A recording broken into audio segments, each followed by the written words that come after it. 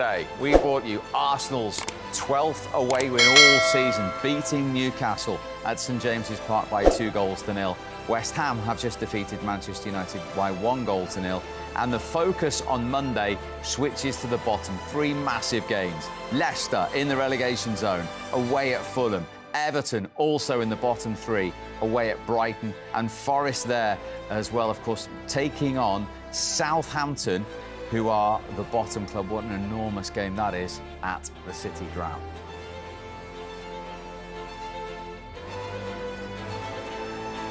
So Manchester United, as I say, stay fourth. Both themselves and Newcastle United beaten today, both of them with a game in hand on Liverpool. United's lead a point, Newcastle's 3. Arsenal go within 1 of Manchester City, having played a game more with that inferior goal difference. This will be a relief to all West Ham United supporters, up to 37 points with 3 to play, 7 clear of those 3 teams on 30, Leicester, Leeds and Forest. Then come Everton, and 6 points adrift are the bottom club, Southampton. Much more from Alan and from Righty to come. All the reaction on the way from the London Stadium, where West Ham have all but secured their Premier League status for next season. And unfortunately, that's the moment for David De Gea that sealed it. Ben Rama's goal in the east of the capital.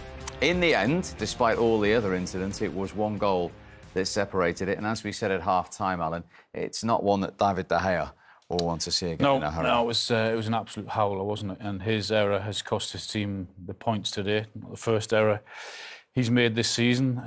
Nearly got punished in the first half for a sloppy pass as well, which again has happened too many times.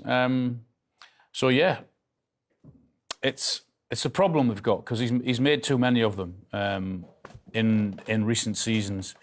But what they'll have to look at is in the summer is that, do they deem that a priority position, or are there more important positions? And in terms of financials, how much are they going to have to spend? We don't know that. But I'm sure that there's concerns in the management that the errors that he keeps on making. I think when you look at this as well, you look at the 3 defenders. They've got Ben Rama kind of where they want him. He can't really get his leg back to get a really good strike on it. So from the defender's point of view, they've done very, very well to hold him up, to give him so they don't give him the opportunity where he can really get his foot back and blast through it. And then your goalkeeper makes a mistake like that, and then you end up losing the game with it. And even in the start of the second half, he still gave a ball away, and they were very, very fortunate not to concede another goal. It's something that at some stage they're going to have to look at that position. You know what I mean? But as Alan says, it's a dilemma without really knowing their budget, or indeed their owners. Exactly. And everyone saying they need a striker. Yeah, this is the one in the second half. You know, it's just the concentration is not good, and they're very fortunate again not to give away another goal. But is it the priority position for them? You'd have to think maybe it's not. But if we're talking about like that decision and that goal maybe being the difference between them getting in the Champions League and not, then it's cost them a lot. You know, I think he's fortunate there, because Mikel, I wouldn't say that he purposely tried to foul him, but you just look, anything you get around him bodies-wise, he is very, very shaky. I still can't understand how teams don't put swinging corners in every single opportunity to him. I still see people swinging corners out, and I would always swing them into him, because he's never comfortable in that situation. Yeah, I would agree with that. And we've heard players say that they've targeted him in terms of when the back pass goes into him, to put him under pressure quickly, because it's quite evident he's not comfortable with the ball at his feet. He's not a goalkeeper that can do the job that Liverpool want him to do, or Man City want their goalkeeper to do. He doesn't do that at Man United. Arteta wants... Arteta, absolutely, yeah. He's not... They can't play that way at Man United, because he can't do that. I mentioned 8 goals in the last 10 games for Manchester United, the lowest in the last 10. Even Southampton have scored more goals, the bottom club, than Manchester United. Weghorst started, Martial came on. He had a couple of late opportunities where you feel he certainly should have done better. What could he have done better? No, but I mean, whatever you think, my opinion is he's had enough time, Martial. You don't need to make any big decision on him. I think that decision is already made, or it should be made. He's been there long enough. He's had enough chances. He's not good enough to take Manchester United to where they want to go. If he was, he'd be starting on a regular basis and he would be scoring goals. He's had his time and it hasn't worked for him. That's my opinion about Man United. With all due respect to him as well, you know, if you got Weghorst starting in front of you, you know, then you've got a problem for me, because he's come on and he seems to have come on in a position where he's now the number 10 now. You're going to look, there's a situation where I think, now he tries to go in there, but like, again, there's no real urgency to put the ball in the box. They're playing, it's like they want to try and get to the byline. They're trying to play it into the byline, playing it through, you know, places like this. Again, he's in a position here, right? He's trying to play a 1-2, doesn't get that right. They give the ball away again. And ideally, you want him up there. You want him on the last line of the defence. Now, you look at him and Sabitzer, he ends up getting the ball here, and I think he's going to try and play it into the forward. Now, those two players should be the other way around. Sabitzer should be where he is, and he should be where Sabitzer is. I don't know what's going on with Man United, but, you know, what was it, 3 shots today? Or something like that. It's not good enough. It's not good enough. We could have been sat here another few hours and we never felt that they were going to find the back of the net. Now, that's not a problem that's just happened today. That happened the last game. And in fact, over the current months, it's an issue that they're going to have to work out. Having said all that, when you look at the bigger picture, they've got a trophy in the bag. They're in a cup final. And if they finish in the top 4, that'll have been a very successful season for them. Particularly with that squad, do you feel, if that happens? Yeah, absolutely. I think he's doing it and done up to now a very good job, Erik ten Hag, under the current circumstances. But where they want to get to, because of the size of the football club and how quick they want to get there, there's no doubt they need reinforcements. Yeah. But, as I said again, the big picture is if, and it's a big if now, because Liverpool are well back in the hunt now, because of the last 2 results. It's been a really good weekend for Liverpool. Winning yesterday, Newcastle being beaten today, Man United being beaten today. So that's a good weekend for Liverpool. So they're back in the hunt. But if Man United finish in the top 4 and already have that trophy, I don't expect them to win the cup final, but they're in it, then that would be a really successful season given the squad that they have. OK, bad day for Man United. Excellent one for West Ham United. And we can talk live now to their captain, Declan Rice. And there's that big smile. Thanks for joining us. We saw it at full time as well. What does that mean to you and the team today, Declan? Yeah, it's absolutely massive today. Today was a fixture, you know, one that we looked at and thought we could win. And I have to say, I think that's probably other than barring the Arsenal game, that was probably our best performance at home this season. You know, we was on the front foot, aggressive, crowd behind us. It was obviously 1-0, but I think we could have had more. And I think defensively as well, we defended so good today, and it was a thoroughly deserved 3 points. Yes, Declan Jollof Rice. Righty, legend. Yes, Dex. You know, I was going to say, did David Moyes say he wanted you lot to go at them? I know that where you were in the league and, you know, you need to get these points to make sure you can guarantee your safety. But did he say, let's have a go at them, let's go at Manchester United? Yeah, 100%. And I think us as players, we can sense that.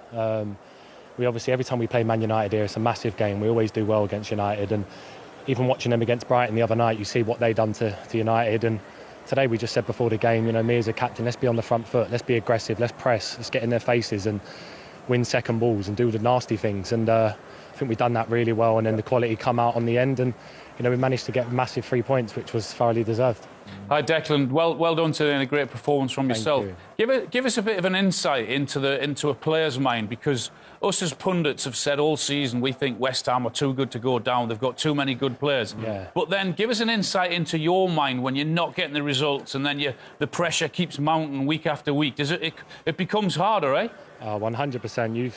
I'm not sure you've been there. You've won it all. But as a player, you're spot on in terms of, you know, a player has a lot of faults, and especially when you're down there, you can't help but look at other fixtures, the teams around you, what they're doing, and then you know the pressure's ultimately on yourself. And even though we had that 4-point gap today from the bottom of the table, it still wouldn't have been enough if we didn't win today. So, you know, in our minds, it was a must-win. You know, we knew we've got Brentford away next, and then we end with Leeds and someone else, Leicester away. So we knew today was the one. And you know, like I said, as a player, these are the games you want to play in. You know, you're playing Man United at home in front of 60,000. As a kid, you know, the whole world are watching. You know, go out there and perform and do it right. And you know, from minute 1 today to the end, we thoroughly done that.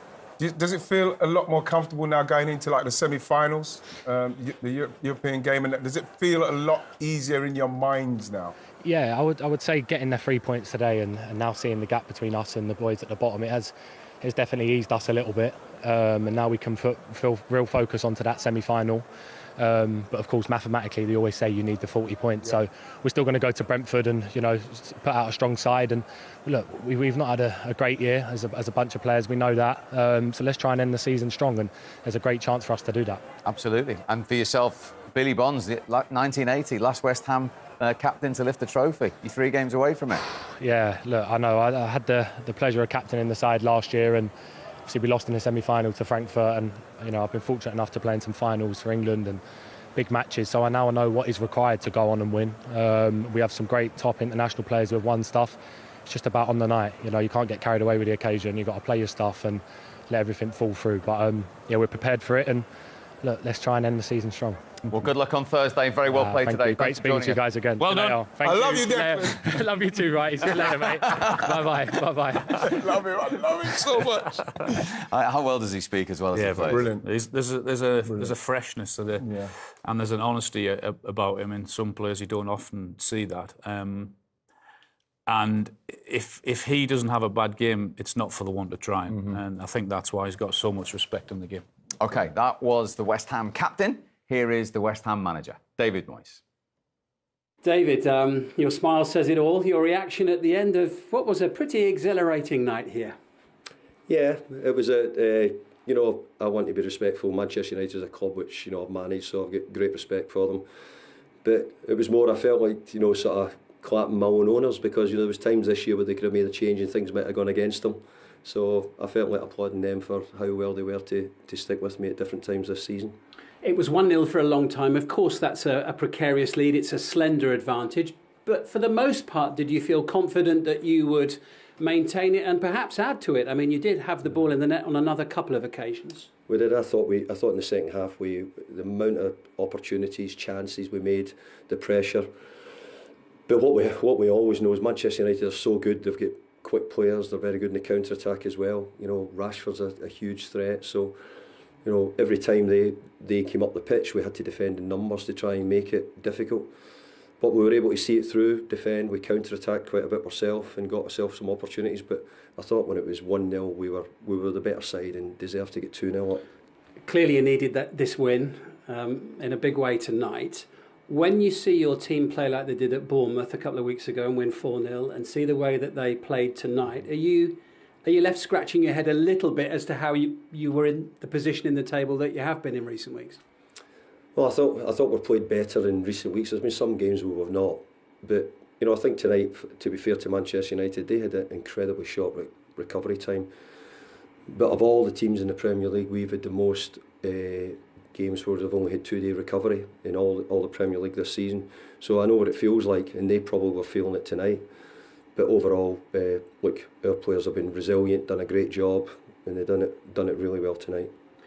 I don't know if you'll answer this, but do you think 37 might be enough? I probably won't answer it, but I know that if I was one of the other teams, I would be thinking that it's a bit far away at the moment. Getting the points at the moment, this time of the year, is really difficult. But while it's not enough, we have to, here at West Ham, we have to go and try and at least win another game or two. And this has set you up beautifully, hasn't it? Momentum-wise, going to such a big game on Thursday, that semi-final. Yeah, it's a huge sort of week or two for us. I thought the crowd were fantastic, but no wonder the way the players played tonight. They saw how the players performed, the character the players showed, the passion they showed. And we're talking about Manchester United, who are challenging in the Champions League, and we put on a really good show. Enjoy what's left of the weekend. Thank you. Yeah, huge week for West Ham. We'll come to that in a moment. That's taken them to 37 points. That, as I say, in 10 of the last 11 seasons has been enough. Yeah, it's enough. Yeah. That's enough now. I know mathematically not, but they won't be caught on that. They can go into Thursday's game full of confidence, knowing that the worry of relegation, in my opinion, has gone. Yeah. And I know there's 3 games and 2 semi-finals, and we talked earlier on about Arsenal using last season's disappointment at Newcastle to oppose. Declan touched on the disappointment of losing in a European semi-final last season. Mm-hmm. If they can get to a European final, if they can get a first trophy since 1980 and get 40 points in the Premier League, how good a season's that? It's amazing. You'd probably take that at the start of the season. You get 40 points, but you're going to win a European final. Probably take that. Of course they'd take that. You'd have to take that. Yeah. And it'd be fantastic for them as well. They'd forget everything what's happened. You know, it'd be good for them. And you talk about losing in a semi-final. It's the worst to lose in. It's the worst one.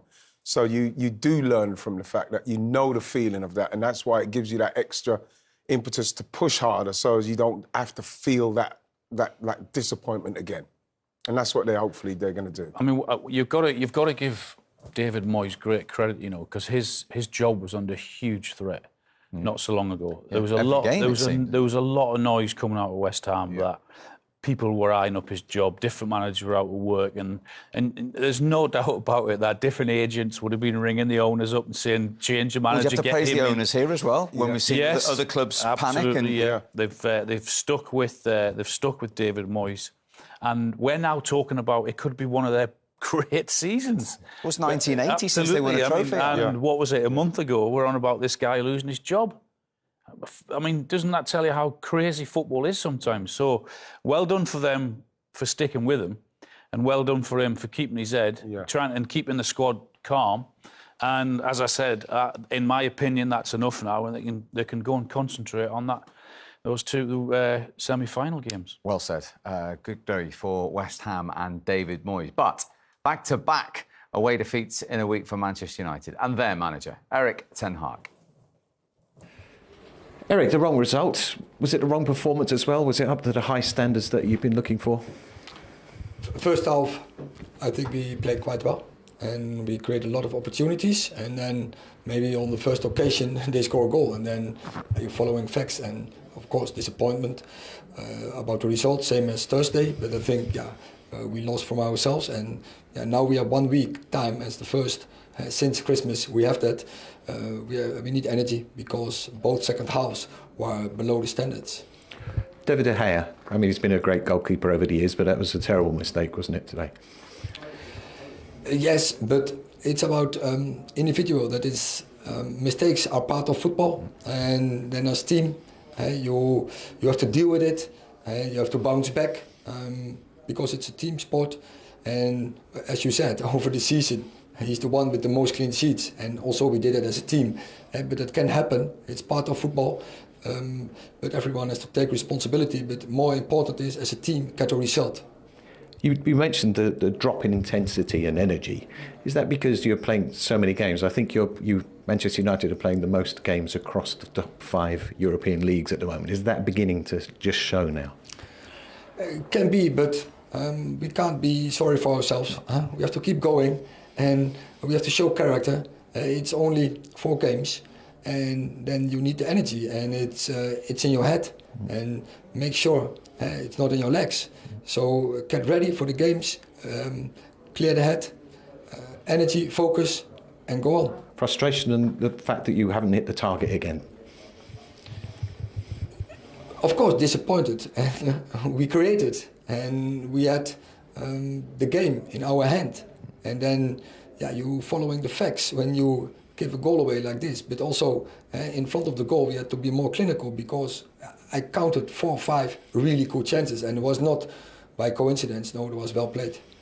Are you still confident you'll finish in the top 4? That's what I just said in the dressing room.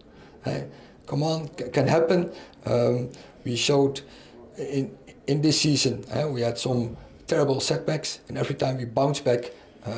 So once again, show the character and go on. Thanks, Eric. You're welcome.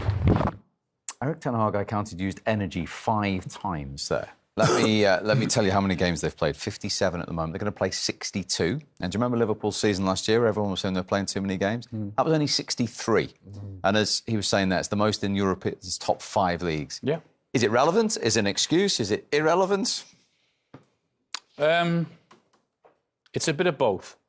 There's no doubt about it that it has an impact playing Saturday, Wednesday, Sunday, Tuesday, whatever, for such a long time, when they haven't got that great squad. That's why I say he's to get them to where he has done, to where they are with a trophy in 4th, in a final. They just need another 3 weeks of energy. That's what they need, and then they can start and plan, and then they can look back and say it was a tough season, but it was a good season. And they'll get their reward if they get through to the Champions League into the top 4. It will be a huge disappointment because of the size of the club, because of what's going on in terms of, are they selling, are they not? Yeah. Are the owners going to stay, are they not? All these decisions need to be made, but also in the background, they need to get in the Champions League because of who and what they are. Yeah. Absolutely, I totally agree with that, to be honest. Well, let's have a look at the conundrum, because they say a week's a long time in football. A week ago, everyone was saying, well, that's the Champions League done. That's those positions sorted. And then suddenly, like I say, Liverpool are on this run now. They've won 6 in a row. They've got Leicester away, Villa home and Southampton away to play. They're a point off United, having played a game more, and they're 3 points off Newcastle, who go to Leeds on Saturday. Then Brighton, then Leicester at St James's. They finish at Chelsea. United's next 4, Wolves at home, Bournemouth away, Chelsea at home, Fulham at home. How concerned should Man United fans be? I think they should be a bit concerned, especially when you look at the performance today. I didn't think they created enough good chances. I thought the chances they had were half chances, and what you want in that situation is people to hit the target. But I think Liverpool on the kind of run where I can actually not see them. I can see them winning their 3 games. And you look at Man United, especially like I say, with that performance, it's tough. It could be very tough for them because you feel like you can get at them, you can get to them. I've got no problems with Newcastle. I think Newcastle as well. I fancy Newcastle off of the back of that defeat today. They'll get themselves going again. They've got some games there that I think are winnable for them, but. I think that United have got cause to worry there. I should also point out that Brighton have 2 games in hand. If they win those 2, they're 2 points off Man United. Yeah. I see Liverpool winning all those 3. I think they've won 5 on the spin now, 6 on the spin, and I can see them winning those 3, but I'm not sure it'll be enough. When you look at Man United's fixtures, what will be a huge help is 3 home games. Yeah. If that was the other way around, then I'd had serious concerns. Yeah, because they've lost 8 away. Because they've lost. That's why when you look at their away form, but I look at the 3 home games and who they were against, and also Newcastle. I look at their games against Leicester at home and Leeds away. I would be hopeful that they would win at least 2 of those 4, and I think that might be enough. 2 wins for Newcastle. But it might go a little bit further down the line than everyone was anticipating 7-10 days ago. Yeah, because that's the beauty of the Premier League. All of a sudden it just turns on its head. And that's why everybody loves it so much. But it's very exciting right to the end. I think it's been a fascinating season. Yeah. It's been a crazy season, but a fascinating one. And I think because of the World Cup, because of the games that were pushed together before the World Cup, and then of course the same again's happened after the World Cup, where games are just coming thick and fast, and squads are being pushed to the limit. And there's so much still to play for, both at the bottom and of course at the top, with Arsenal beating Newcastle today, which they had to do, otherwise it was practically all over at the top of the Premier League. But because of Arsenal's victory, that's still going now. And we're talking about City, and got Everton in between Real Madrid. Because of the way this season's gone, there's more just twists. reluctant to say that it's all done. There's more still twists. a lot to play for in the next 3 weeks. Righty thinks there's a lot of There's twists. more twists still to come. Don't worry about it. There's more twists. There's more twists. Well, that win is one we will reflect